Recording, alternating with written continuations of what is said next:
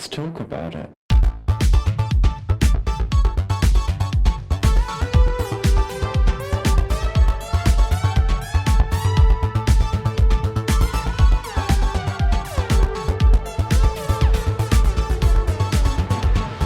Hello and welcome back to Thicc Radio, the award-winning podcast where we talk about gaining, fetishism, and everything in their orbit. I'm James. And I'm Tim, so let's get into it. Today we're welcoming to the show for the first time, we've got two amazing gentlemen. We've got Cam and Gio. Hi. Hello. Hello, Good hello. morning, or wherever you are in the world. Good morning, good afternoon, and good evening. Yes, the Truman Show. Good afternoon, good evening, and good night to every single one of us. I feel like this is one of those moments that I feel like it's important to remind the listeners that we really do invest our best to getting the best from all around the world. So currently it is like 8:30 a.m. I believe where you are, Gio. It is 1:30 in the morning here. It is 8:30 where Tim is, and it is 5:30 where Cam is. So honestly, let's just Woo, we made it work. let's get into the global triangulation of it all. We're really excited because today we're going to be talking to you two gorgeous gentlemen about your podcast. Yes. So for the listeners, we're going to be interviewing, we're talking about Ur Bear Necessities. And so I guess for the people who have not come across it, what is your podcast about? Oh, can we do our little intro, Gio? Okay, 1, 2, 3. Okay, I'm Cam. And I'm Gio. And we're Here. Bear Necessities. Necessities. It's been a while. It's been a while. It has been a while. But it's like riding a bike, apparently. Yeah. Our podcast is, people might really hate this. It's an adult Disney podcast. But the way that we go about it is very queer, very adult. It's not in the aspect range of like eternal bliss of Disney. We go to therapy, so we know we know that the world is shit. Excuse me, can we swear? We can swear, right? Yes, absolutely. Yes. Good. Yeah.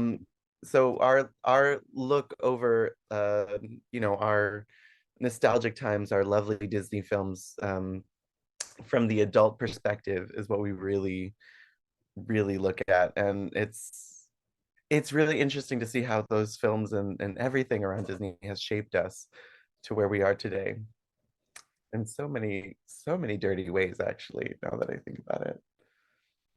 That's great. Yeah, definitely. What we like to do is we go through Disney movies and we review each one by one on each podcast. And like Gio said, we look at them from a queer perspective and also kind of, we take off our rose-colored glasses and kind of look at things in the movies where we're like, maybe that hasn't aged so well, and maybe that was not appropriate for children. But it's a lot of fun. I mean, I enjoyed listening to it. I mean, and Tim, you are. I mean, G, you kind of touched on this. The whole like Disney adult has such like a dirty. There is a stigma. There is a stigma. I'm sorry to say. I don't know why though. I mean, most people our age grew up during the Disney Renaissance, so Right. I mean, how could we not have been watching it when we were kids? I mean, you had, aside from the slew of films that were coming out during the late 80s and 90s, you had Disney Afternoon, which was on ABC television every afternoon. You had Disney's One Saturday Morning. You had the Disney Channel. Like that was just kind of like when I was a kid, it was either Disney Channel or Nickelodeon. Right. Those were the Same. two networks that I would watch. Same. 100%. Disney Channel, Nickelodeon, and Cartoon Network. Yeah. Yeah. That podcast too. Yeah, for sure. I mean, there's a whole level of like, I hate this word, but cringiness around the idea of like adult Disney folks, and I think my thought process is like, why would we find that more cringy? We're people who are doing things that make them happy. If not to shade the older generations, but I feel like ours is a little bit more like blissful rather than like, just buying a red Corvette and having a midlife crisis. We're going to theme parks. I'm like, okay with No, I agree. Like, I wonder to myself sometimes when people sort of like point at the cringe of enjoying Disney as an adult. I mean, I wonder like what is meant to be the cringe there? Is it the idea that like you're enjoying things and they're made for kids? Or is it the idea that like the very concept of like what Disney represents or portrays itself to represent, the joy, the happiness, you're trying to invest in this as an adult and maybe that's the cringe factor. Either way, I'm a little confused as to why there's a problem. Like, are you supposed to magically just like not like those things anymore? Like even as a reference point? Also, like, I don't know, Disney wants to make its money. Kids don't have fucking money. But Exactly. but They need I adults to go. this fag got dollars. This fag want to spend it on some Disney shit. Let me do that in peace. Also, there's like so much crap in the world. Like, I truly just want some of that, like, magic and fun. Let me have that escape. Please. Everything Right. is so One challenging at the moment. percent.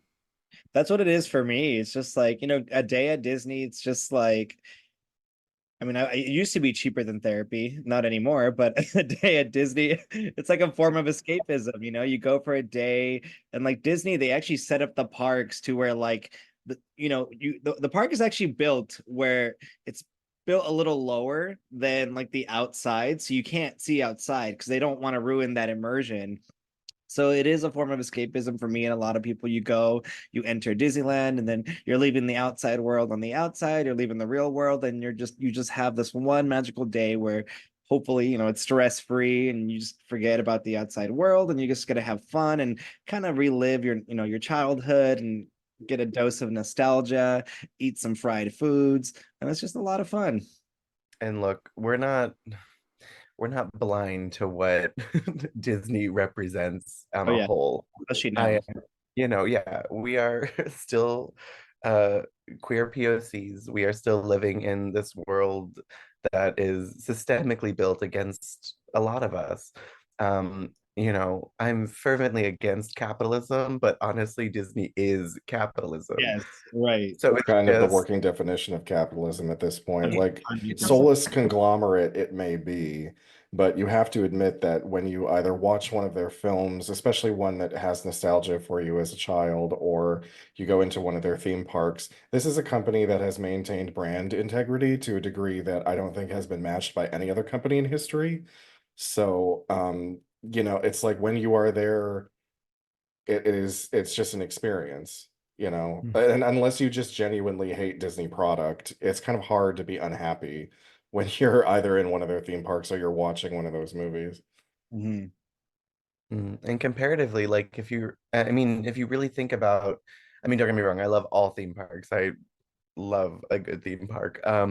But if you think about like a comparison between like Universal or and Disney, Universal has such a great layout, a great thematic like build, but their IPs, their characters, they don't have a connection with us as their audience. There's not a lot of um characters that we're like really drawn to because they're not always targeted for us.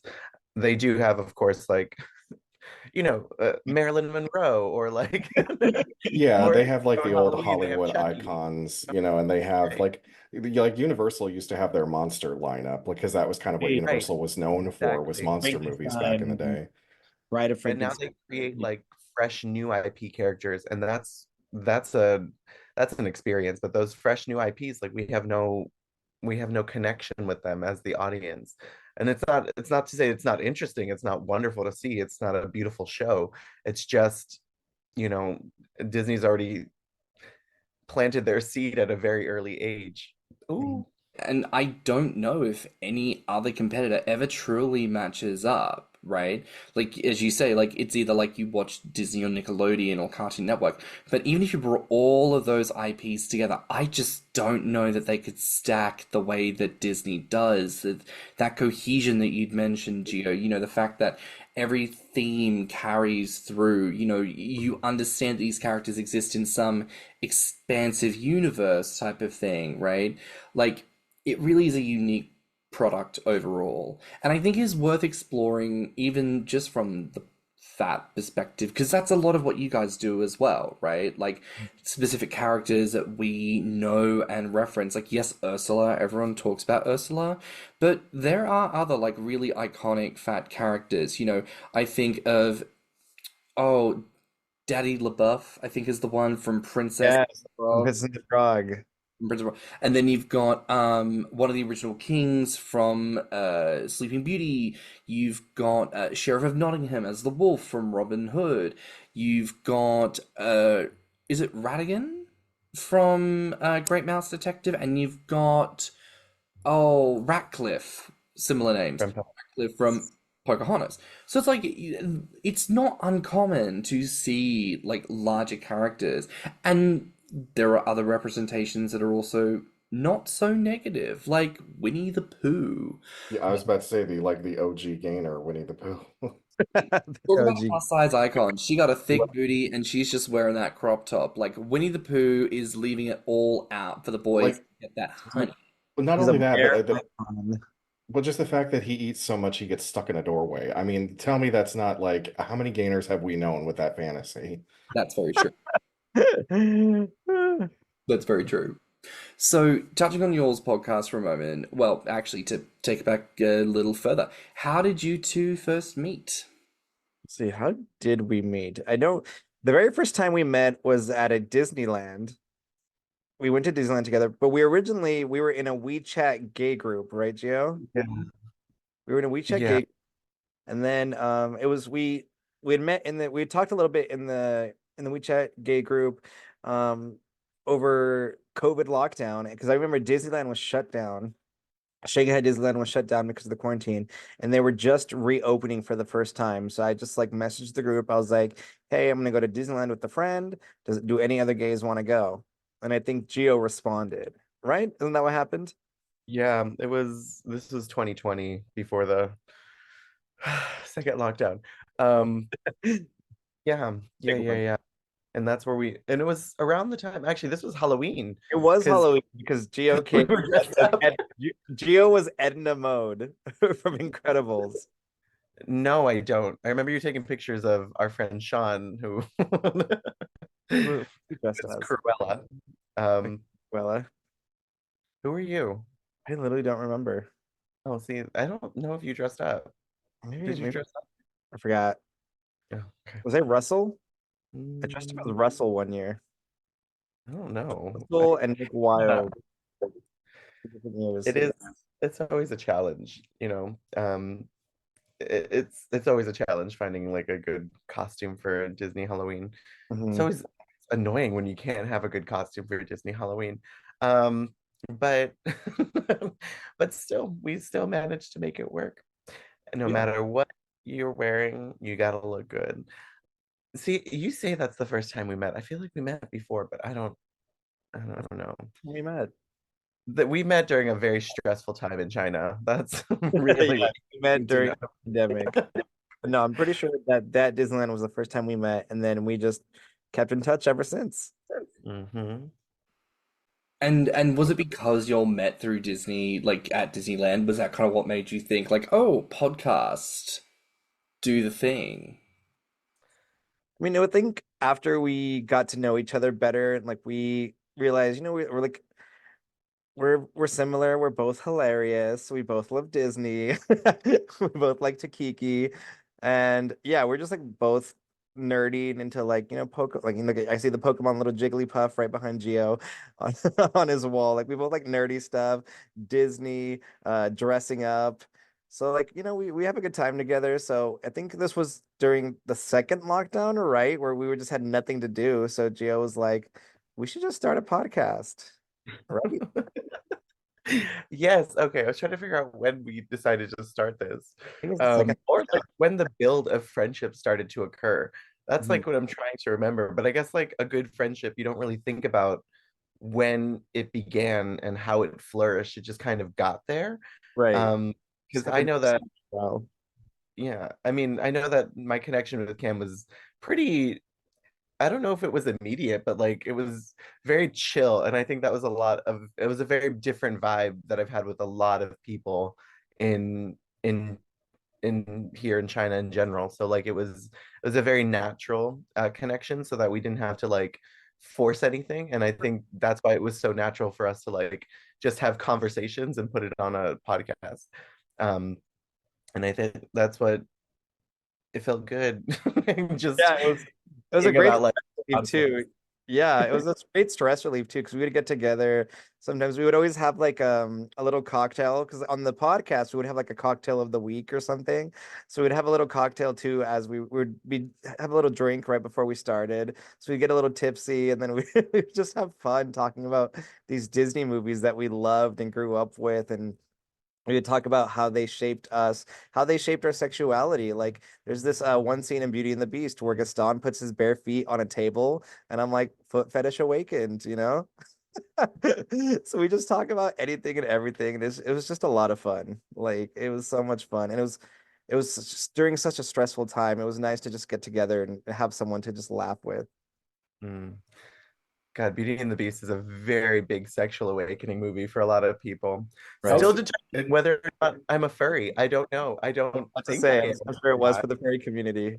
It's just he looked better as the Beast than he did as Prince Adam, and I don't think that's an argument that anyone can like. No, there's like a Tumblr post that went around years ago where like they screenshot like the cell, like the single Yes, of her face. of her face, like And like how like he that transformed, that and she just very went there's a where she's like, millisecond of disappointment. There's like a millisecond of disappointment. yeah, where she's like, the fuck Yeah, did I wind up with? I like want what? that. She's like, can you change back? I want I just saw that recently. Yeah, it's like it's like the disappointment on her face. it. We actually covered Beauty and the Beast as one of our anniversary episodes because one of our good friends, Captain Barra, shout out if you're listening, he's a muscle gainer and he expresses how for a lot of guys like him, Gaston was this awakening point for him and a lot of other people's sexual journeys because they were like, oh wow, like I want this specific approach to bulk and to size and dimension. It's everything from like I eat 5 dozen eggs a day, so I'm roughly the size of a barge, and then people are like, yup, that's it. Gaston has it. I want it. So, yeah. It's like every last inch of me covered in hair for me. That's that was Mm.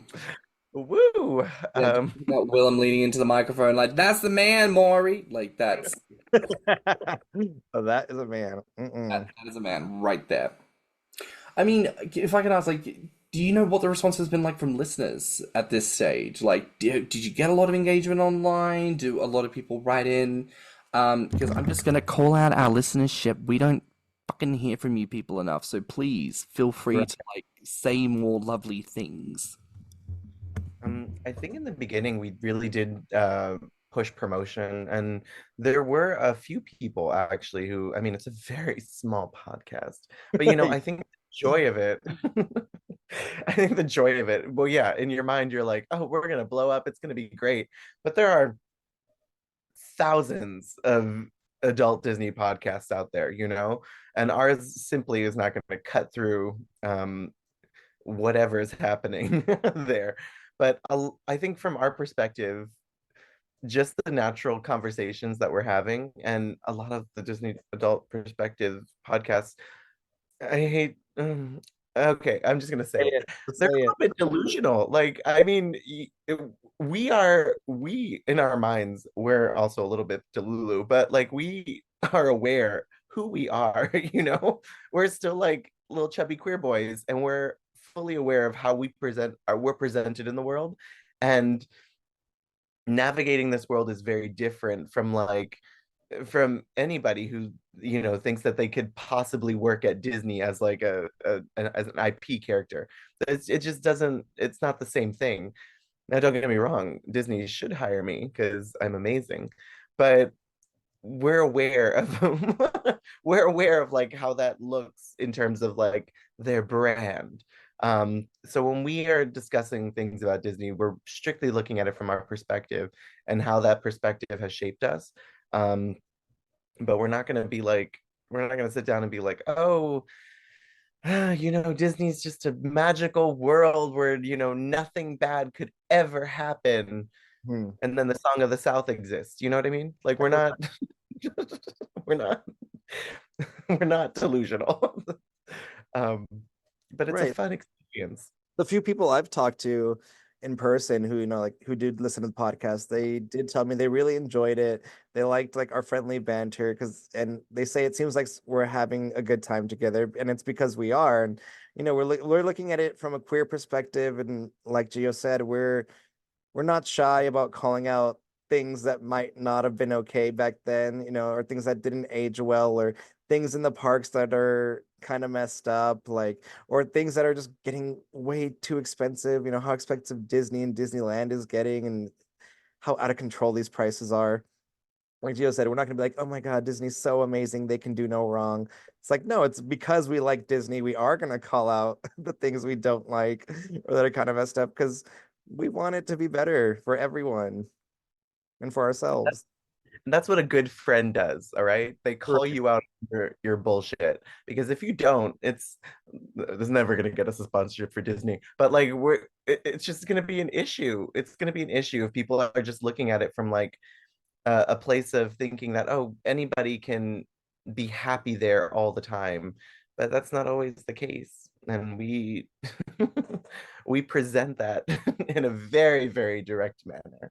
Or in Cam's terms, puns. Yes, I love a good pun. I love a bad pun. I just love puns.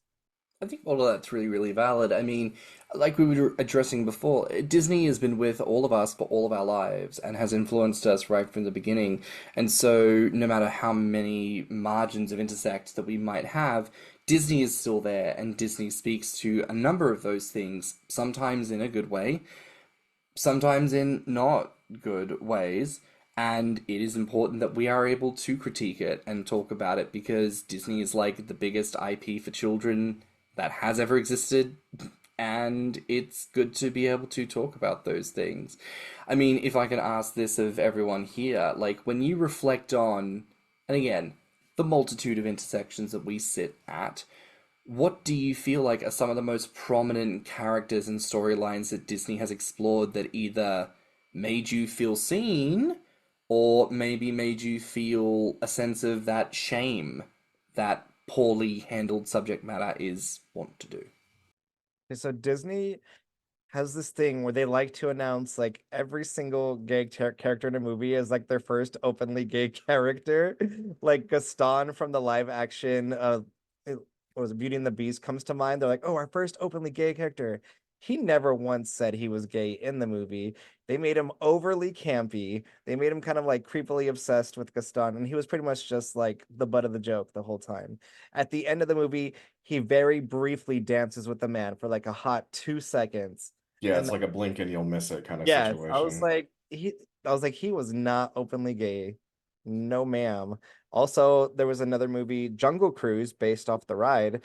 They also said that the guy was like openly gay, but he never really said he was openly gay. He like covertly said it, where you had to be like an adult to understand it. Like it was just, I was like, okay, Disney, do better, do better, and then stop saying every single character is the first openly gay character. Yeah, Mhm. RuPaul took her inspiration from that because ever since Peppermint, like every fucking trans queen has been the first out trans queen. Perfectly trans queen, exactly. I mean, I will give them credit for Once Upon a Time because they did make Mulan, Mulan and Red yes. Riding Hood a lesbian couple. So, I mean, I'll grant them. Disney seems much more comfortable with lesbianism. Mm-hmm. Like, that seems to be an area where they're like, oh, well, it's two women, and we can always play it off as like, well, it's natural feminine energy. Of course, they'd be attracted to each other because women are sensitive and yada yada, which is just sort of feeding back into stereotypes. But I mean, baby steps. No, 100%. I feel like that's a common thing I see, not just with Disney, but with like a lot of different media. Oh, two girls making out, that's hot. They're just having fun. That's what girls do. Two guys making out, gay. Well, yeah, because two girls making out is appropriate for the male gaze, but two men making out, ugh. How Really? No, how thank you. dare you make me address the fact that sexuality is not for me? That therefore means it is perverse and wrong and should be burnt at the stake, you But witch. never mind the fact that every single princess is a teenager, with the exception of what, like Pocahontas and Cinderella are both adults, I think. But everyone else is a teenager. All the princes are older. It's all love at first sight. It's all like I saw you and I fell in love with you in 10 seconds. Like, oh no, that doesn't set anybody up at all. That hasn't been grooming children since the beginning. Oh no, that doesn't have anything to do with heteronormativity or hegemony or conform, fit in, fall in love. You're only valid if you're in a relationship or if a man thinks that you're worthy. I mean, fuck, Ariel gave up everything for a man. Literally, her voice. Then For when she her just narrative met. was coming out, and they were specifically like, you guys, like her narrative is not going to be about a man. And the people were like, well, she must be a lesbian. That's the only thing that makes sense. She has a lesbian. And it's like, oh my God, the obsession. It's far too much. And also bring up the age thing, and you brought up Pocahontas. That was also a little controversial. I think we covered Pocahontas, didn't we? That was a little controversial because in real life she was a minor when she met the John, what I forgot his last name. John Smith. Yeah, it Yes, was so that was she controversial. was a child. He was Yeah. like in his 50s or something, and there was no romance that happened between them. The moment where she dove on top of him to keep her father from killing him did historically happen, but again, she was a child. Mm-hmm. Mm. That was a little controversial itself. And of course it is. What In this about you? era, in this Trump era, I don't think so. From the POC's perspective, I would say that something that really bothers me about Disney is that their characters of color tend to always be desexualized or hypersexualized. When I look at like Princess Jasmine is like the only Disney princess who is like super hypersexualized in her film, but also like she was the only princess to like kiss the most people throughout the film.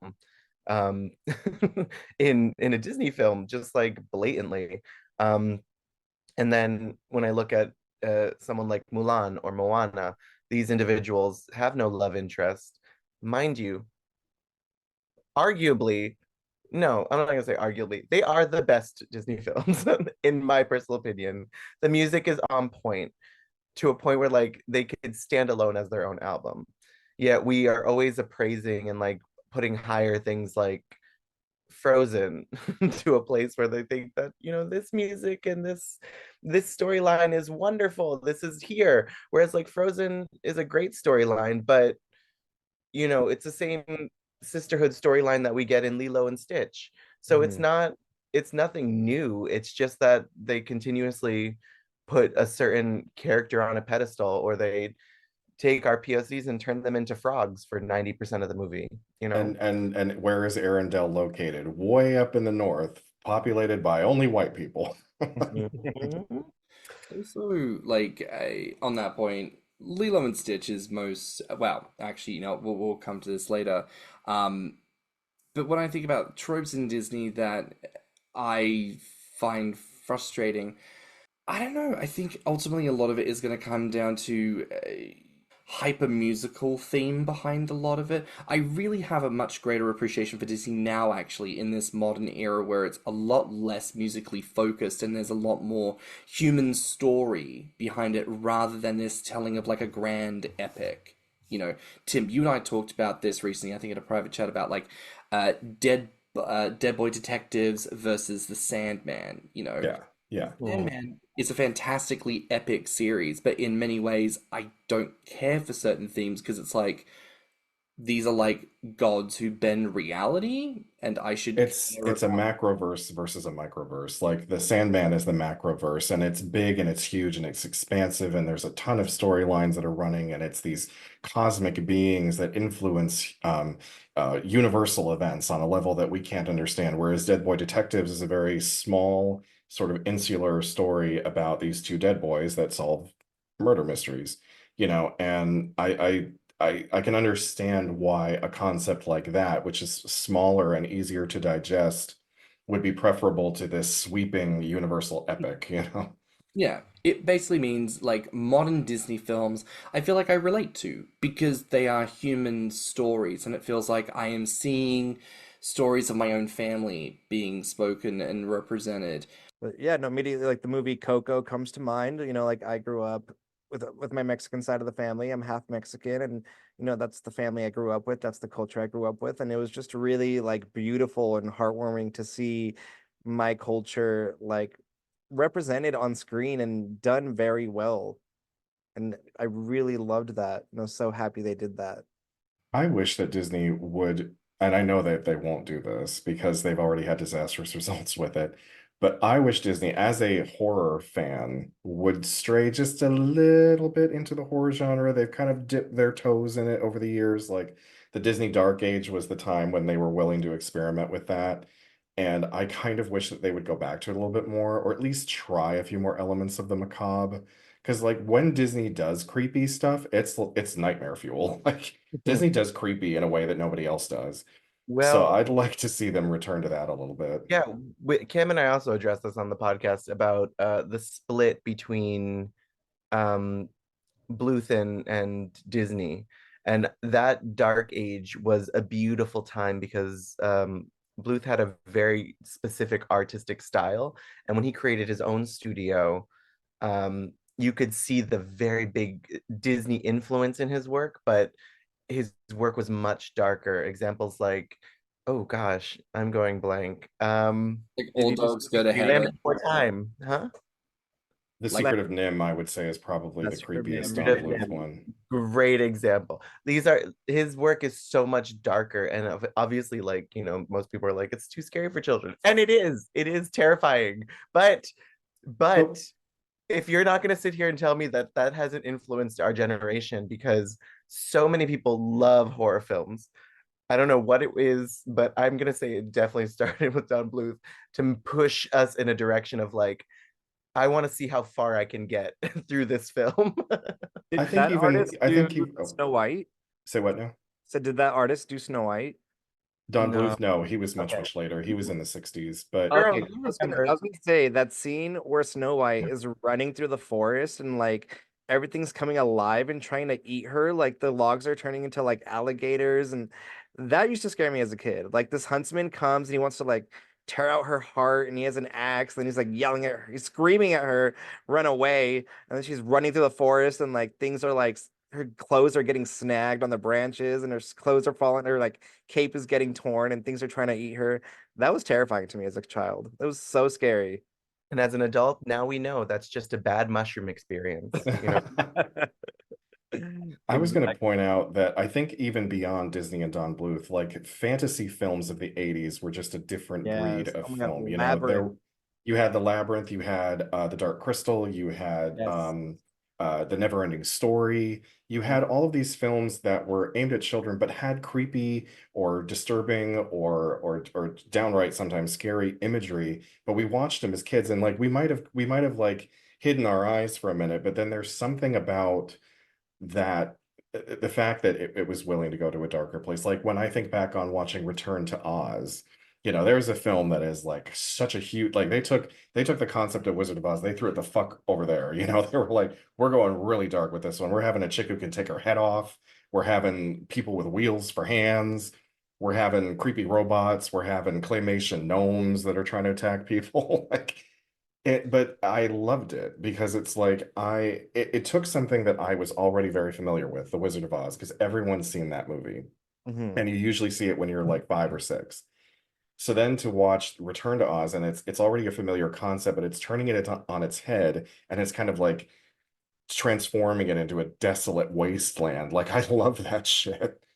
Oh, I do. I 100%. definitely feel like there was a lot more like creative control that these movie makers had back then because it's not something you really see now. A lot of stuff now, even Disney movies, they're all CGI now. They're completely done with hand-drawn animation. It's all CGI, and it looks beautiful, but there's something nostalgic about the hand-drawn animation that I miss. I think Princess and the Frog was the last hand-drawn Disney movie. Yeah. And it was overshadowed immediately by Tangled. And it's funny, Gio, you mentioned that element of race that is inappropriately handled by Disney so often, and it's like it's very interesting that they relegated the last of this outdated quote unquote art style to the very first Black American princess, and then immediately follow that up with the brand new 3D animated. She's blonde and it's brightly colored, and Mandy Moore has this quintessential pop light voice. So yeah, I feel like moments like that can never be taken out of context. It should always be remembered as like, no, no, no, it was somebody sat down and several many dozen people decided, no, no, this is the way that we want to do things, and it creates and paints a very clear picture about priorities and viewpoints on different bits and pieces. And just like their queer characterizations, Disney can just say, hey, but we did it, you know? At least we Right. did it. It's Step in the there, right you direction. know? I Yeah. know, right? Even Yeah. though we purposely didn't advertise it the correct way, we still did it. Yeah, even though we mangled the 11 entire countries of Southeast Asia in Raya and the Last Dragon, you still had representation that wasn't China. You're welcome. Depla. And it's like the discussion point around that phrase alone being like Depla would mean different things in different languages. What do you mean? You can't just take it all and call it one. Anyways, that's not my battle to fight. But I do want to ask you, as a bit of a pivot, since you guys are called Ur Bear Necessities, what would you say is the necessity of a good Disney film? Ooh, that's a good one. That's a Um, really good question. I mean, to be fair, ooh, they haven't really been any good Disney films except for Inside Out 2. Inside Out 2 has been Yeah. the first in a while. It's been the first good Disney film in a while because they've been on a downward slope. Can I confess? I saw that imagery of anxiety just spiraling in Riley's brain. That was the moment that I decided I need to talk to a doctor about my really poor mental health. And they prescribed me medication, which is really helping with my anxiety. And I was How like, could a Disney movie help you with that? but it didn't even be over with that. I was like, holy shit. I'm so happy that, a lot of Disney films, I mean, Inside Out is obviously a great film for children, and congratulations to Inside Out and Pixar specifically for like, blasting the box office with this film.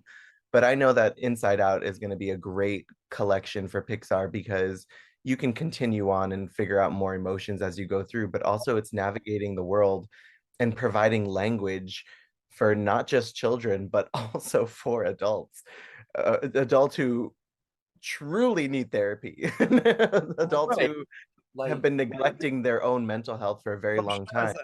as queer adults, I'm sure a lot of queer children grew up with like emotional neglect or hiding, not acting on your feelings, not acting on your emotions, not understanding what you're feeling.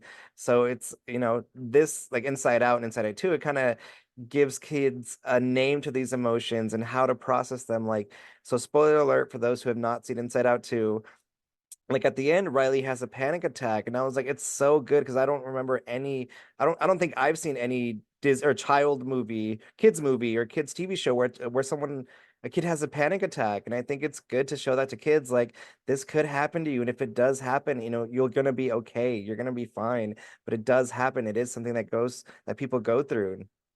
even the reframing of anxiety, where it's like anxiety is in itself not inherently bad. Anxiety is the force inside of you that is trying to plan for the future.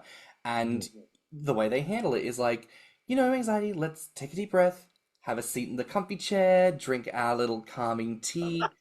What's something that we can look to for the future? And he has a test next week, and it's like, okay, then we're gonna put it on the to-do list to study for that. And now you take a back seat and you let the rest of us handle it. And I'm like, my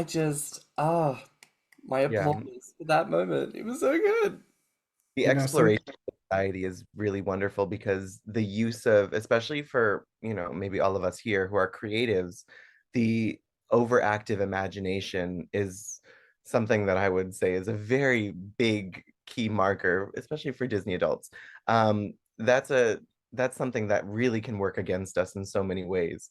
And framing it in that way and seeing it in like in such a in such a juvenile sense, allowing us to picture what that looks like in our minds is a beautiful, beautiful way for everyone to just start exploring ways to navigate their own mental health.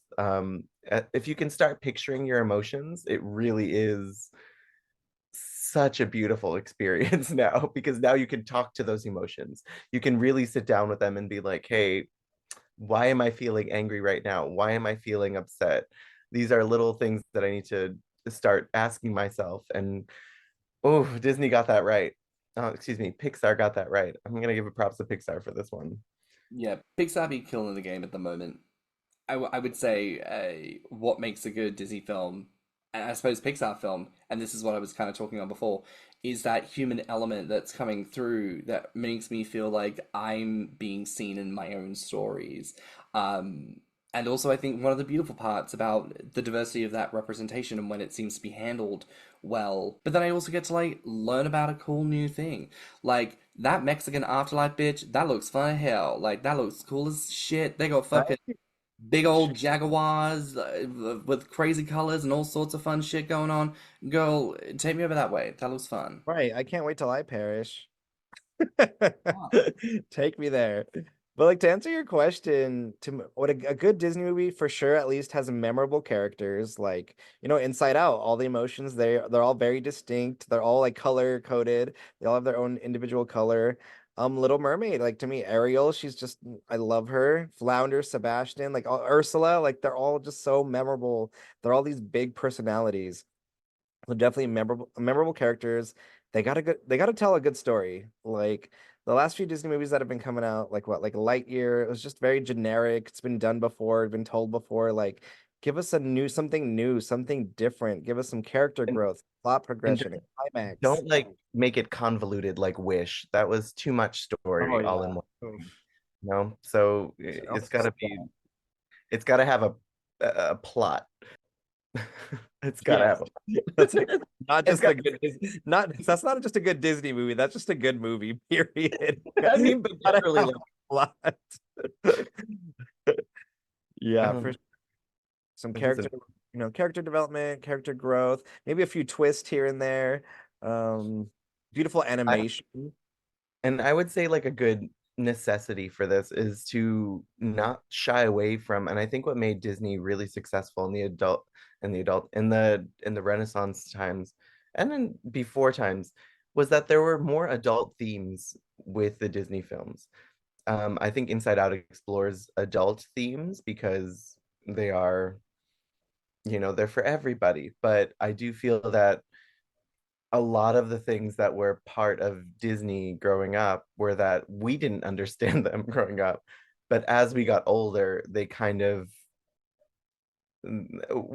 we see how they influenced us. And rewatching them, sometimes it's not always great, but those adult themes really do help us figure out what can be morally right and wrong, if that makes sense. For me, that's a important thing to do, and don't shy away from the adult themes. I want to ask you all here, what is your favorite and least favorite of the Disney Pixar products? For sure, hands down.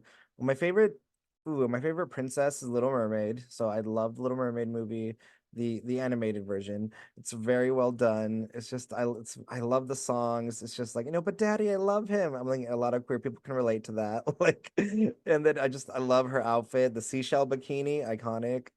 Like Ursula, she was inspired by Divine, the drag queen, and she's big and she's beautiful and she owns it, and she's like she even tells Ariel, you got to use your body language, and she shakes her body at her during That would corn. be an adult. That would be an adult theme that you shouldn't shy Right. away from. You Don't forget the know, importance of body language. Yeah, or Little Mermaid's one of my favorite Disney movies, hands down. I mean, likewise, I really do really, really like The Little Mermaid. I want to be honest with myself and say it's not The Little Mermaid, but I think it's Mulan. I think Mulan is a wonderful storytelling. I think it has amazing themes. I think it explores like really, really, really wonderful ways to have like little bisexual Li Shang um, just Viacom. present himself to the world, I think it's fun. It's a fun movie with great music. And it's just fun to listen to. I want to say Mulan. Yeah, Mulan. Let's go with Mulan. I think from See, the new era, probably Tangled. I love. Oh, what? Were you done? Moana still is not a Disney princess, right? Who got the Disney princess spot? Raya. Right. Ugh. Yeah. Why? Like no one saw the movie. Like it doesn't No make one saw that movie, and no, it's just not necessary. any sense. But Moana is not a Disney princess, just so you guys know. It is Raya who Mhm. is officially a Disney princess. For Disney generation, probably Tangled. I love Flynn Rider so hot. I love the songs. I love how colorful and beautiful the animation is. I love At Last I See the Light with all the lanterns. You know, the cast is just so memorable. The songs are just so catchy. So Mother Gothel she's so sassy. I love her. She's such a fun villain. So definitely that's Mm. generation Tangled. Least favorite Disney or Pixar product? Ooh, that's a hard one. I don't know. So many to choose from. I feel like it should be Song of the South. That's almost like default, right? Which one? Like Song of the South, but that almost feels like default. Like, Right. yeah, Well, there's a but we lot of also people did that still haven't grow seen up. that. Seen it because they've made it so, I mean, for good reason. They've made it so hard to find. So I've actually never seen it. You're not Yeah, missing anything. You're not missing like anything. Right. wise. My parents have seen it, so they, my mom will sing a song from there once in a while, but like I'm just not interested in watching it. I like a lot of older cartoons. I think they're wonderful. I just don't feel like that's one that's gonna pique my interest. Mhm. Um, but from the newer generation, everyone should watch Moana. That's it. Yeah. That is great. I have that soundtrack on my phone, and I will listen to that anytime, anywhere, at the gym, at Yeah, I will during be at me. the gym I working should out be to listening. these songs. Same thing. At the gym working out to part of your world. Yeah, Moana really gets me going. It is just so powerful and wonderful. I love everything about it. Um, I think I'm gonna say my least favorite is Cars, but that's just because I don't like Cars. I actually have not. I've watched the first one and that was it. I couldn't. I That's the didn't. There were two one. and three. That's the only one you really need to watch. Second one was not good. And third one was I just meh. hate Cars. I just think that's such like a boy movie. It's just like such a. Oh God, it's so like.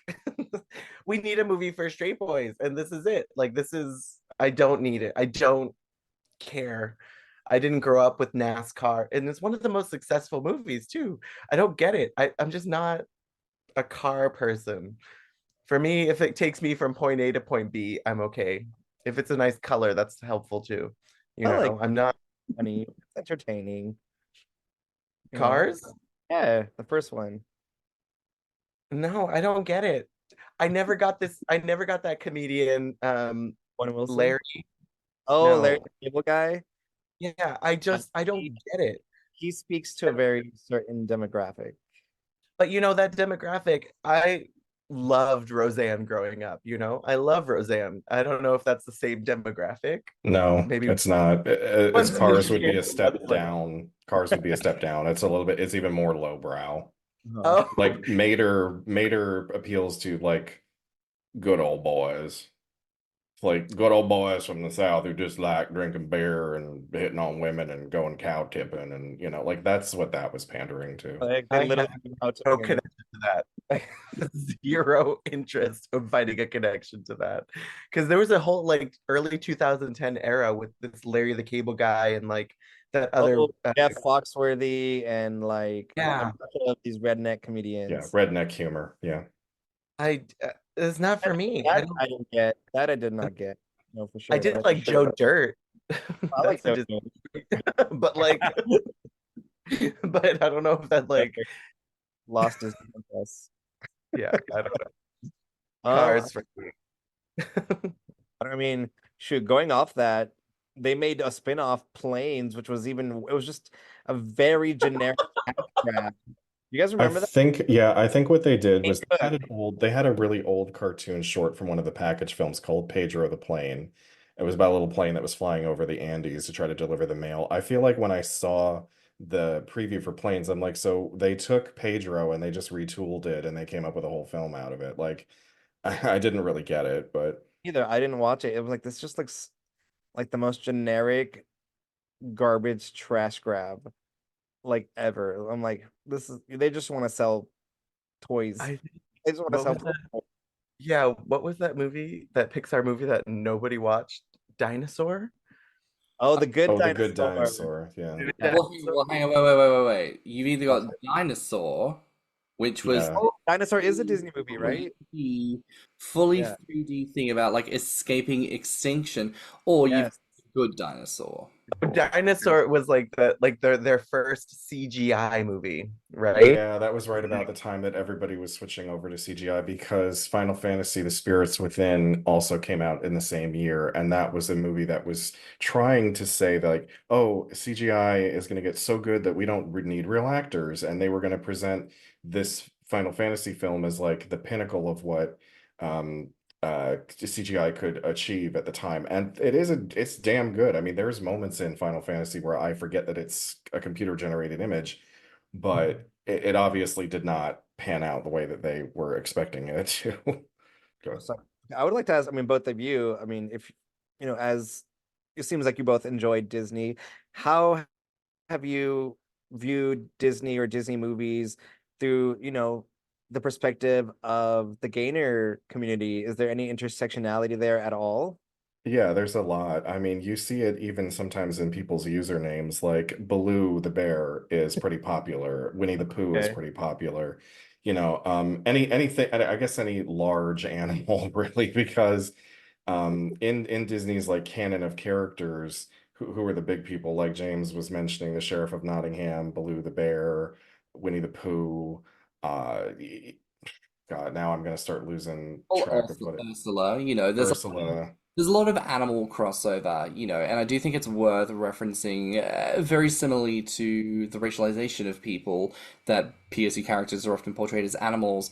I find it very interesting that fat characters are often compared to very animalistic, having animalistic traits, being piggish or being presumed to be cattle. This idea is very commonplace in that regard, which I think is a big part of why like the gainer furry crossover is huge, absolutely huge, very discernible part of that community. Um, That's Oh, sorry.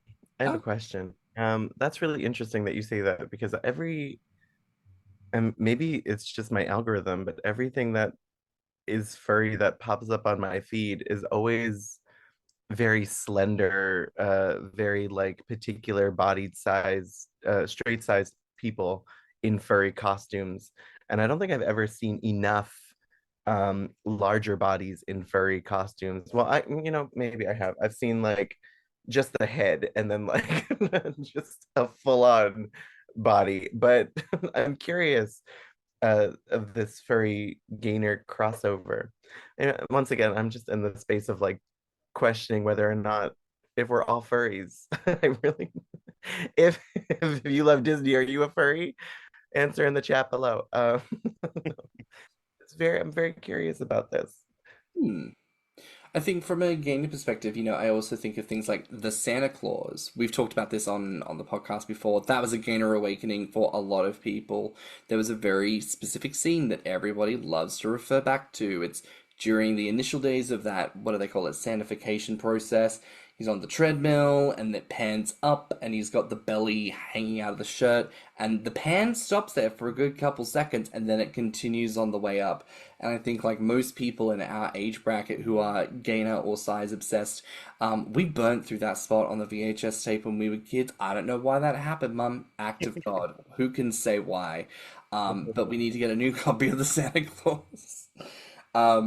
So there are certainly some references to size and a perception of that. A lot of gainer fantasy is often rooted in the kind of indulgent aspect. So I do think like Daddy LaBeouf is a great example of like gainer caricature made real. Um, but I think for most people, they probably would point to Winnie the Pooh. Like Tim, what about yourself? Like I said in the beginning, Winnie the Pooh is definitely the OG because again, he eats so much that he gets stuck in a doorway. And then when they free him from the doorway, he just gets stuck in another He gets stuck up in a tree, like in a knothole somewhere, and he's like perfectly happy because it's full of honey. So again, it's like Gainer's dream. Like you unstuck me from the place with no food and shoved me into the place with food. So, but aside from that character, I can't, I can't think of a character that like gluttony was sort of like woven into their character, other than like maybe Governor Radcliffe, because you do see him eating several times during the film. I'm trying to think if there's any other characters that you see eating a lot in Disney films.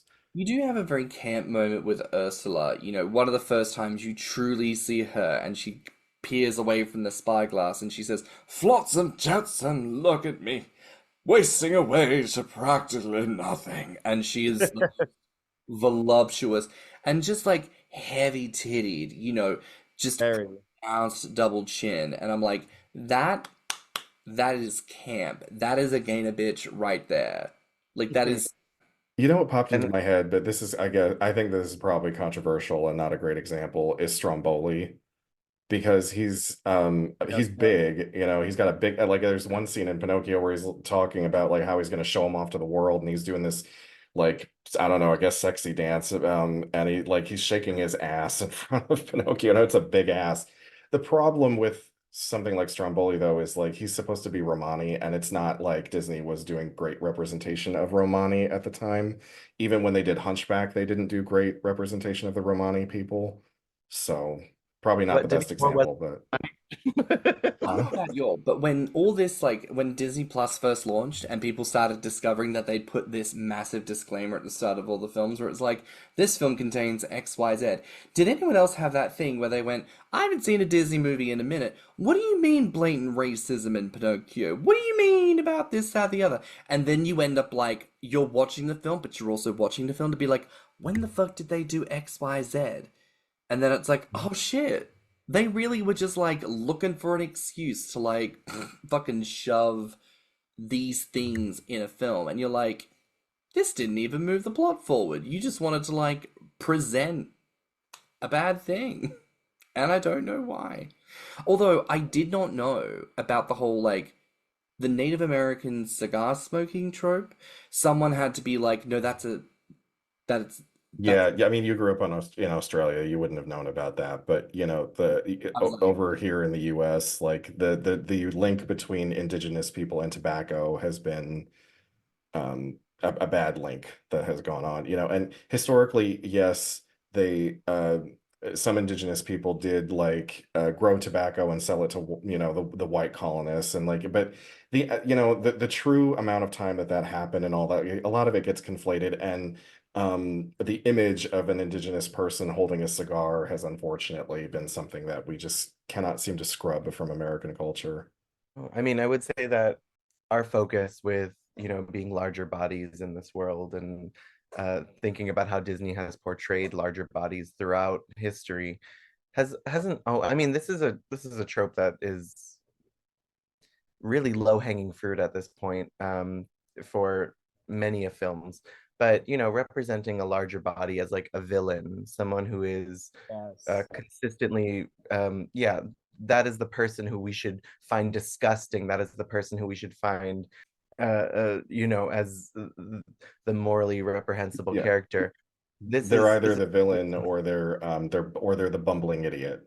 right. Yes. And it's between those two tropes of like, oh, this is where it's at when we can find something, when we can find a place where these larger bodies can be represented as not just comedic relief or or something as villainous. That'd be wonderful. I mean, Disney did do it one time in a VHS film, Cinderella 3, I think it was, where like one of Oh, the where Anastasia falls in love with the baker. Yeah. with the baker, and that was a great representation of like having a larger body, a cute little bear baker fall in love. And that's something that I would like to see more in Disney films. I would like to see people of all shapes and sizes represented more, but like having those specific characteristics would be wonderful.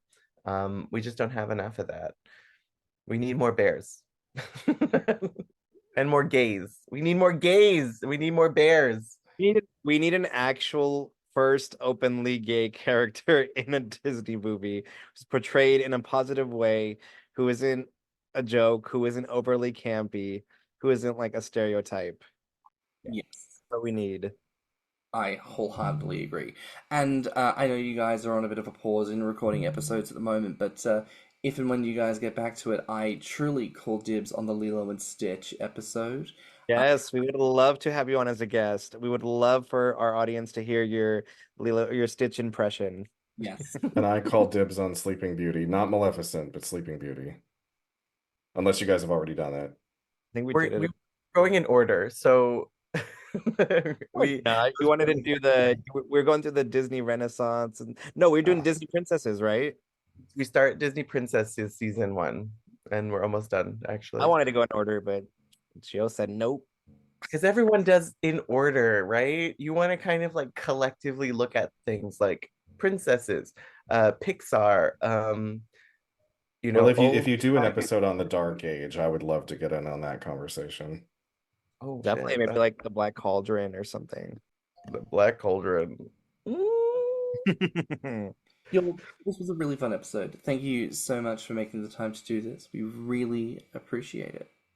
Yeah, no, thank you for having us. This was a lot of fun, and I know we're in like 4 different time zones, so I'm happy we were finally able to make it happen. Now, where can our listeners, first of all, where can our listeners find the podcast of Ur Bear Necessities? Where can the listeners find that online? You can find us on iTunes and Spotify. And we gotta upload again to YouTube. I keep forgetting to upload them to YouTube. But right now they're available on all 3 platforms. Fantastic. Wherever you get your podcasts. Love that. Ding. And where can our listeners find each of you individually online? I'm on Instagram that's Cupcake. That's _CUBBCAKE_. And I'm on Instagram at freshcocosanti. That's FRESH, not FREA. I don't know why people keep spelling fresh with EA. I don't know. Fabulous. Well, that's a wrap for now here on Thicc Radio. Please remember to like and subscribe, rate us 5 stars, and leave us a good review. Now, if you liked this episode, the podcast, or just us in general, please share it with your friends and encourage them to tune in. You can find me on Instagram and BlueSky at stannnum. And you can find me on Instagram, Twitter, YouTube, and TikTok at ThiccyMouse. You can also look us up on Instagram, YouTube, and TikTok at Thicc Radio, or at our website at podpage.com/Thicc Radio. If you want to submit a voice note or become a financial supporter of the show, you can find the links in the show notes, and you can always write to us at thethickradio@gmail.com. So until next time, bye, Fats. Bye, Fats. Bye, Fats. Let's talk about it.